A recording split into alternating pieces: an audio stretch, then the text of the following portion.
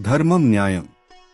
మనకు సాధారణంగా ఏదైనా సమస్య ఎదురైనప్పుడు ఇది ధర్మం కాదు, ఇది న్యాయం కాదు అని అంటూ ఉంటాం. కాని ధర్మం మరియు న్యాయం రెండూ ఒకటి కావు. ధర్మం ఇలా చేయాలి అని మనకు మార్గాన్ని చూపిస్తుంది. న్యాయం మాత్రం ఇలాగే చేయాలి అని నియమాన్ని నిర్దేశిస్తుంది. ధర్మం మన అంతరంగానికి, మనస్సాక్షికి సంబంధించినది. న్యాయం సమాజ నిర్వహణకు, చట్టాలకు సంబంధించినది. కాలానికి అనుగుణంగా న్యాయ నియమాలలో, చట్టపరమైన కాలపరిమితులలో మార్పులు వస్తుంటాయి. ఉదాహరణకు, త్రేతాయుగంలో పితృవాక్య పరిపాలన కోసం శ్రీరాముడి వనవాస కాలం 14 సంవత్సరాలుగా నిర్ణయించబడింది.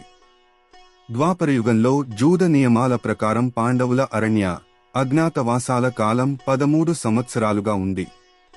కాలం మారుతున్న కొద్దీ కలియుగంలో ఈ కాలపరిమితులు మరింత కుదించబడ్డాయి. నేడు చట్టపరంగా ప్రామిసరీ నోటు గడువు 3 సంవత్సరాలుగాను, ప్రజాప్రతినిధుల పదవీకాలం 5 సంవత్సరాలుగాను ఉంది. అంటే కాలానుగుణంగా సమాజంలోని వ్యవస్థలు, నియమాలు మారుతూ ఉంటాయి. కానీ ధర్మం యొక్క మూల సూత్రాలు మాత్రం ఎన్నటికీ మారవు. సత్యం, దయ, కరుణ, నిజాయితీ, పరహితం ఇవి అన్ని యుగాల్లోనూ అందరికీ ఒకే విధంగా ఉంటాయి. మనకు కష్టం వచ్చినప్పుడు ఇది నాకే ఎందుకు జరిగింది అని ప్రశ్నించుకుంటూ కూర్చోవడం కంటే, ఈ కష్టం ఎదురైనప్పుడు నేను ధర్మబద్ధంగా ఎలా స్పందించాలి అని ఆలోచించడం శ్రేయస్కరం. న్యాయం మన బాహ్య ప్రవర్తనను నియంత్రిస్తుంది. ధర్మం మన అంతర్గత వ్యక్తిత్వాన్ని నిర్మిస్తుంది. న్యాయం అనేది శిక్షకు భయపడి పాటించబడవచ్చు, కానీ ధర్మం అవగాహనతో, అంతరాత్మ ప్రబోధంతో మాత్రమే ఆచరించబడుతుంది. అందుకే చివరిగా ఒక మాట, నాకు న్యాయం జరిగిందా అని సమాజాన్ని అడగడం కంటే, నేను ధర్మబద్ధంగా ప్రవర్తించానా అని మనల్ని మనం ప్రశ్నించుకుంటే జీవితం మరింత ప్రశాంతంగా, పరిపూర్ణంగా మారుతుంది.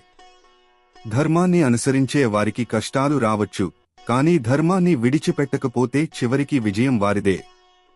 రాజ్యాన్ని కోల్పోయి అడవులకు వెళ్లి ఎన్నో అవమానాలను భరించినా పాండవులు ధర్మాన్ని వదలలేదు. అందుకే చివరికి ఆ ధర్మమే వారిని గెలిపించింది. ధర్మన్నే అనుసరించారు కాబట్టే ఈ రోజుకి శ్రీరాముడు, పాండవులు చిరస్మరణీయులు. ధర్మో రక్షిత రక్షితః. ఇది పెద్దలు చెప్పిన మాట, కవి హృదయం నోట.